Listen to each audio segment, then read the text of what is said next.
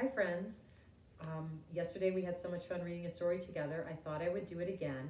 And this time I'm going to add some fun activities that I'll be sending along to your parents that you can do to go with the story.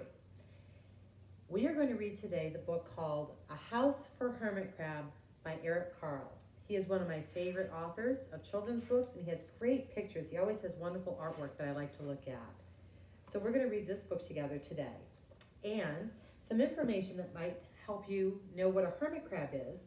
A hermit crab lives on the ocean floor. They have a hard skin except for their abdomen or stomach, which is soft. To protect this soft spot, a hermit crab borrows a shell and makes this his house. Then only its face and feet and claws stick out from the shell. That way it can see and walk and catch its food. And when the hermit crab is threatened, it withdraws into its shell until the danger passes, so he can stay safe inside his shell. And that is what a hermit crab is. "Time to move," said Hermit Crab one day in January. "I've grown too big for this little shell." He had felt safe and snug in his shell, but now it was too snug. Hermit Crab stepped out of the shell and onto the ocean floor. But it was frightening out in the open sea without a shell to hide in. What if a big fish comes along and attacks me, he thought. I must find a new house soon. Early in February, Hermit Crab found just the house he was looking for. There it is. It was a big shell and very strong.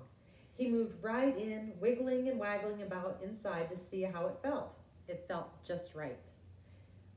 But it looked so plain, thought Hermit Crab. In March, Hermit Crab met some sea anemones. They swayed gently back and forth in the water. "How beautiful you are," said Hermit Crab. "Would one of you be willing to come and live on my house? It is so plain it needs you." "I'll come," whispered a small sea anemone. Gently, Hermit Crab picked it up with his claw and put it on his shell. In April, Hermit Crab passed a flock of starfish moving slowly along the sea floor. "How handsome you are," said Hermit Crab. "Would one of you be willing to decorate my house?" "I would," signaled a small sea star. Carefully, Hermit Crab picked it up with his claw and put it on his house. There it is. In May, Hermit Crab discovered some coral. They were hard and didn't move. "How pretty you are," said Hermit Crab. "Would one of you be willing to make my house more beautiful?" "I would," creaked a crusty coral.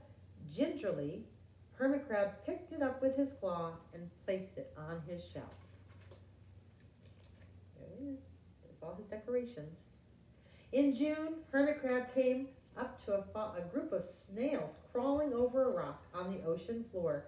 They grazed as they went, picking up algae and bits of debris and leaving a neat path behind them. "Ooh, how tidy and how hard-working you are," said Hermit Crab. "Would one of you be willing to come and help clean my house?" "I would," offered one of the snails. Happily, Hermit Crab picked it up with his claw and placed it on his shell. And there's the snail. In July, Hermit Crab came upon several sea urchins. They had sharp, prickly needles. "How fierce you look," said Hermit Crab. "Would one of you be willing to protect my house?" "I would," answered a spiky sea urchin. Gratefully, Hermit Crab picked it up with his claw and placed it near his shell. There it is. In August, Hermit Crab and his friends wandered into a forest of seaweed. "It's so dark here," thought Hermit Crab. "How dim it is," murmured the sea anemone. "How gloomy it is," whispered the starfish. "How murky it is," complained the coral. "I can't see," said the snail. "It's like nighttime," cried the sea urchin.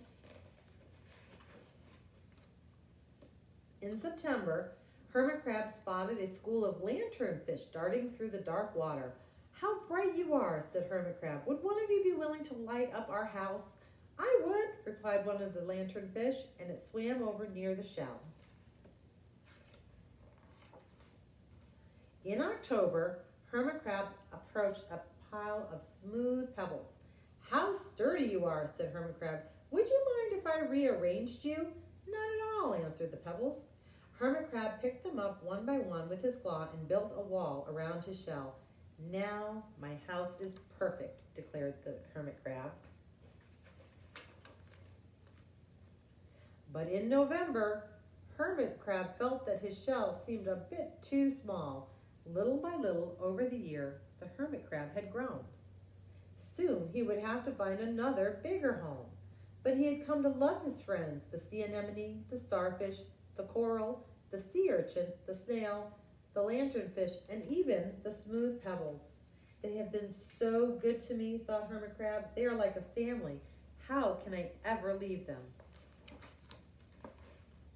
In December, a smaller Hermit Crab passed by.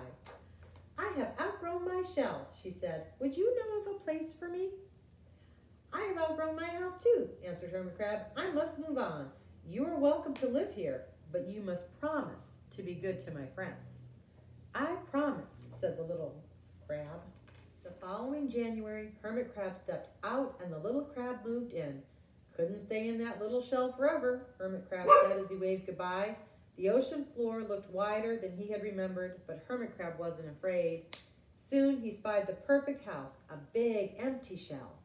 It looked, well, a little plain, but sponges, he thought, barnacles, clownfish, sand dollars, electric eels. Oh, there are so many possibilities. I can't wait to get started. The end. I hope you all enjoyed our story, A House for Hermit Crab by Eric Carle. And I'm going to send some activities that you guys can do to go with the story. One of the things is a page that you can color that are story cards.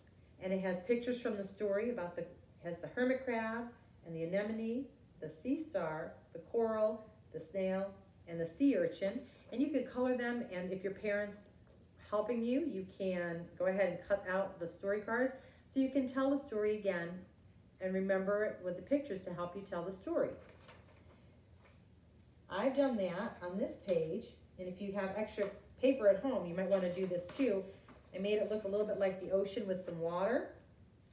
And you can tell your story. You can say, "Once upon a time, there was a hermit crab, and he moved into a new shell, but it was very plain. So he looked for some things to decorate it, and he found a sea star, and he found a snail." So you can put those on your paper and tell the story. You can tell it to your friends, you can tell it to yourself, and it might be just a fun thing to do to help remember a really fun story. I'm also sending a sheet that is just a plain shell that you can decorate and color any way you want to make your own special shell decorated just like you like the hermit crab did in the story. You can color it or paint it. You can put sparkles or stickers, anything you want on it to make it your own special decorated shell. And the last thing is I'm going to give you all the pieces to make your own hermit crab just like in the story. So you're going to have to color the hermit crab's head. Then we have his shell for you to color, for him to go in.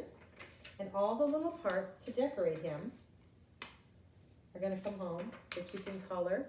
And with your mom and dad's help, you can cut them out and glue them on the hermit crab. So you can put them together. So you'll have the hermit crab with all his fun decorations so you can help remember the story and have fun with your family. Thanks so much. Miss you guys tons. Hope to see you soon. Okay, bye-bye.